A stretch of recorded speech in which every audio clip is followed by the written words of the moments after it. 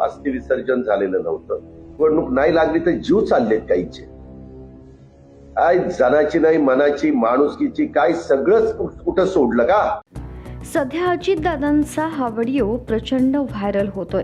राष्ट्रवादी काँग्रेसचे नेते उपमुख्यमंत्री अजित पवार यांचे अपघाती निधन झाल्यामुळे संपूर्ण महाराष्ट्रात हळहळ व्यक्त केली जाते. एकीकडे मृत्यूनंतर 2 दिवसही उलटले नसताना राष्ट्रवादीचे नेते प्रफुल्ल पटेल आणि सुनील तटकरे यांनी बैठक घेतल्याची माहिती समोर आली आहे. त्याचबरोबर दुसऱ्याच दिवशी उपमुख्यमंत्री पदाचा शपथविधी पार पडल्यानं अनेकांच्या भावना दुखावल्या गेल्या आहेत. या संपूर्ण प्रकारामुळे जनतेमध्ये नाराजीची लाट असून एवढी घाई कशासाठी असा सवाल उपस्थित केला जातोय. पवार कुटुंबामध्येही याबाबत नाराजी असल्याचं बोललं जात आहे. तटकरे, भुजबळ आणि पटेल हे या परिस्थितीत राजकारण करत असल्याचा आरोप काही लोकांकडून केला जातोय.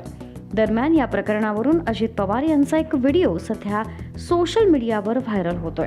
या व्हिडिओमध्ये निधन झाल्यानंतरही राजकारण करणाऱ्यांना अजित पवार यांनी चांगलंच सुनावलंय. मला तर पहिला राग एवढा आला की आम्ही त्यांना भेटायला गेलो. मला वाटतं दुसऱ्या दिवशी जयंतराव गेले. अस्थि विसर्जन तेव्हापर्यंत झालेलं नव्हतं. मी ज्या दिवशी अंत्यविधी झाला त्या दिवशी जाऊ शकलो नाही. दुसऱ्या दिवशी माझा कुठेतरी कार्यक्रम होता म्हणून तिसऱ्या दिवशी गेलो. अस्थि विसर्जन झालेलं नव्हतं. काय आपण काय अगदी त्या निवडणुकीपासून निवडणूक नाही लागली तर जीव चाललेत काहीचे. काय जनाची नाही मनाची माणुसकीची काय सगळंच कुठं सोडलं का? तुमच्या आमच्या घरामध्ये जर अशा प्रकारची दुःखद घटना घडली तर माणूस 13-14 दिवस गप्प बसतो. महिनाभर गप्प बसला म्हणून बिघडलं कुठं?